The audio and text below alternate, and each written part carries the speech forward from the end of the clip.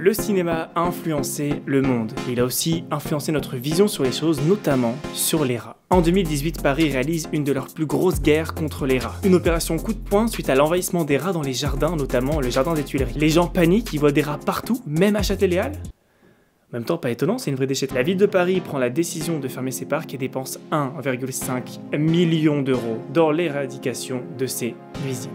1,5 million pour tuer ces petites bestioles. Alors qu'il y a vraiment d'autres choses à faire. Ils auraient pu les investir, je sais pas moi, dans les salaires des éboueurs, les investir pour faire en sorte que la ville ne soit pas une vraie déchetterie, nettoyer les parcs ou même éduquer les gens pour leur dire « Hey, ne laissez pas votre pique-nique par terre !» N'est-ce pas Valentine? Parce qu'en vrai, si les rats sont là, d'une certaine manière, c'est parce qu'on les a invités à dîner. Je sais pas, ils pourraient mettre des poubelles de partout, comme à Disney, il y a une poubelle tous les 30 pas. Sauf vers l'attraction Ratatouille, parce que Disney voulait que les rats passent dans la file d'attente. C'est faux. Il dit n'importe quoi. Bon, mais alors c'est quoi notre problème avec les rats? Comment le cinéma a influencé l'inconscient collectif du monde entier pour faire en sorte qu'aujourd'hui, les rats soient un problème dans notre société? Installez-vous confortablement, bienvenue, nous c'est Antoine et Chloé, de la chaîne YouTube Antoine et Chloé.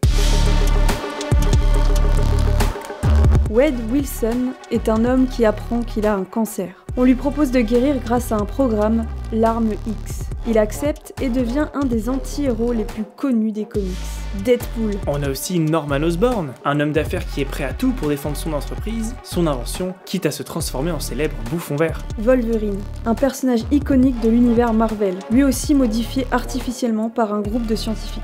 Tous ces personnages ont été modifiés, ils sont tous devenus plus puissants et plus forts. Et ça vous rappelle rien, ça? Comme dans la vraie vie, avec les rats. Chaque jour, des rats subissent des expériences dans des laboratoires. On teste des médicaments pour éduquer des maladies génétiques, des crèmes, des shampoings, des choses toxiques. Rajoutez à ça la dose de poison qui se prennent dans la figure parce qu'on souhaite les éradiquer. Pas étonnant que du coup, ils aient un métabolisme de plus en plus résistant face à tous ces poisons. Bon, ok, leur système immunitaire s'adapte, mais leur durée de vie ont nettement chuté, passant de 7 ans pour certains rats à 2 ans et demi.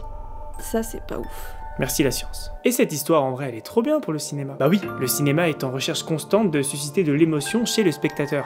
Et là, il en a une gratuite. Plus besoin de se prendre la tête, on sait ce qui fait peur aux gens. Les rats. Donc les rats font naturellement peur aux gens, mais pas à cause du cinéma à la base. Le cinéma a fait que accentuer le problème. Les gens ont peur à cause d'une des maladies les plus meurtrières du monde, la peste.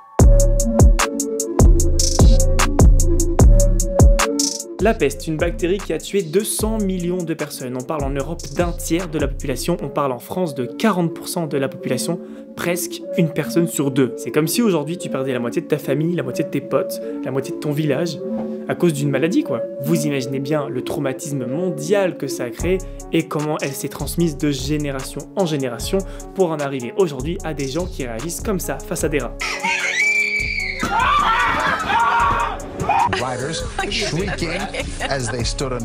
Sauf que le titre de cette séquence, c'est La pire injustice. Et vous savez pourquoi? Parce que c'est pas les rats les responsables de la peste. Les rats n'avaient rien demandé. Ne vous en faites pas, on vous explique. Bon déjà faut savoir qu'avant les rats en Europe n'existaient pas. Et oui, ça vient d'Asie. Comme par hasard. Oui, comme par hasard, oui. Comme par hasard. Oui, comme par hasard. Évidemment les rats ne savent pas forcément bien nager, ils ont pris le bateau s'amarre. Pendant qu'ils font entrer les marchandises pour les vendre en Europe ou quoi que ce soit, les rats ils passent sur les cordes qui relient le port au bateau, ils se mettent en business class dans la cave du bateau, direction l'Europe. Arrivés en Europe, ils emménagent et c'est bon, les rats sont arrivés en Europe comme ça. La bactérie de la peste est apparue un beau jour et on ne sait pas comment. Et elle doit choisir son hôte pour se répandre sur tout le continent, la puce. La puce est un parasite piqueur. Comme le moustique. Elle a donc besoin de sang pour vivre et pour se multiplier. Et ça c'est parfait pour la peste. Et donc la puce infectée elle est là tranquille et elle se dit j'irais quand même bien plus vite si j'avais un transport en commun. Et que choisit la puce pour se répandre partout en Europe? Le rat. La puce s'accroche au poil de rat, elle le pique pour se nourrir, pour se multiplier et pour se propager partout. Mon Dieu. Mais dans toute l'histoire, le rat n'avait absolument rien demandé. C'est une réelle victime de la peste. Et c'est aussi son meilleur transport en commun. Et à cause de toute cette histoire, de ce malentendu, de ces liens infondés qu'ont fait les gens, parce qu'évidemment ils n'avaient pas de matériel comme on a aujourd'hui pour détecter d'où venait vraiment la peste, et ben ils se sont dit bon bah c'est à cause des rats qu'on a la peste. En vrai les rats sont des vrais personnages de film.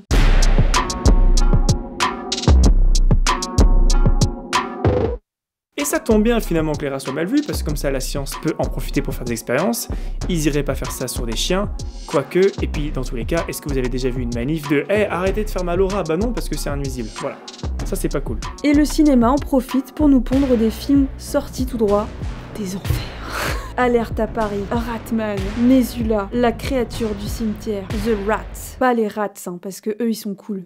Et ils sont là pour ça. Allez, et pour en rajouter une couche... Dans le plan que vous êtes en train de voir, il y a quelque chose qui n'existe pas. Oui. Et oui, les rats ne font pas de bruit. Le cinéma nous rajoute des bruits pour nous faire croire que les rats font du bruit. Vous serez surpris d'apprendre que les rats ne font pas de bruit. Et en plus, ils sont très intelligents. Et sachez que quand on leur fait des chatouilles, ils rigolent. Et ils sont très affectueux aussi. J'ai appris tout ça, moi aussi, il y a peu de temps. Et tous ces films sur les rats alimentent la culture de la peur et du dégoût envers cette espèce. Et pourtant, il y a Mickey.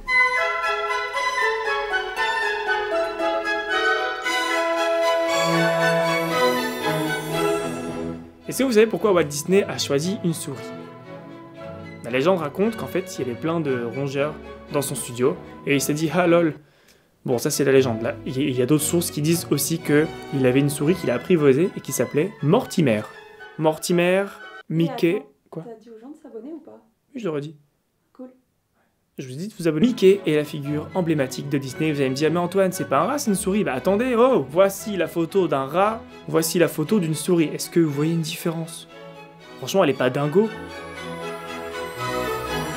Donc on a Mickey Mouse, Fievel et le Nouveau Monde, Basile, détective privé, Cendrillon, Bernard et Bianca. On remarque que les souris s'en sortent quand même vachement mieux que les rats. Et bah oui, vous saviez bien qu'on allait en parler. Alors même qu'une grande partie de la population craigne les rats, Pixar nous propose l'une de leurs meilleures animations, Ratatouille. Ils vont faire l'inverse de ce que nous proposait le cinéma vis-à-vis des rats, en nous proposant une œuvre les mettant en avant. Ça nous permettra d'ouvrir les yeux sur leur situation. Eh Chloé, est-ce que t'as pleuré pour Ratatouille? Bah oui, comme tous les films Disney, Pixar... Et donc que raconte Ratatouille en vrai? C'est l'histoire de Rémi, un rat qui survit des déchets d'une petite mamie à la campagne. Il est tous les jours confronté aux préjugés par sa famille. Quand les rats croient eux-mêmes en leurs préjugés, c'est qu'il est temps de changer les choses. Et justement, Rémi veut changer les choses. Il veut voir plus grand. Il veut sortir de ce statut réducteur du nuisible. Car lui, il aime la bonne nourriture. Il aime mélanger les aliments, les faire cuire. C'est bien meilleur qu'un bout de chips creepy oignon dans un petit sac plastique laissé par Valentine. Bah oui, parce qu'elle sait pas qu'il faut jeter les trucs dans la poubelle. Ses parents l'ont pas éduqué. Après quelques péripéties, Rémi prend son courage à deux mains et quitte sa zone de confort pour réussir à réaliser l'impossible. Devenir le chef étoilé d'un grand restaurant parisien. Il a de la motivation, le petit Rémi. Hein. Un défi impossible. Pixar doit frapper fort pour changer les mentalités. Mais il n'y a pas que Rémi qui a changé dans cette histoire. Il y a aussi nous, le public. En nous livrant cette leçon, Pixar font ce qu'ils savent faire de mieux. Expliquer aux enfants que les rats ne sont pas une menace et faire ouvrir les yeux aux adultes sur la diabolisation d'une espèce qui, au final, n'avait rien demandé. C'est attaché à Rémi, à ses rêves, à son histoire, à cette phrase qui nous guide tout au long du film. Tout le monde peut cuisiner. Et si tout le monde peut cuisiner, tout le monde peut changer. 16 ans après la sortie du film, Anne Hidalgo a mis en place un comité de cohabitation. Grâce à ce dispositif, la municipalité espère améliorer la qualité de vie des Parisiens. Bah oui, les résultats seront sûrement plus concluants que de mettre 1,5 million pour exterminer les rats. Au final, le cinéma restera toujours le reflet de notre société. Mais il ne faut pas oublier qu'il a aussi le pouvoir de la dévoiler, de la changer, de la rendre meilleure, parce qu'au final, le monde peut changer.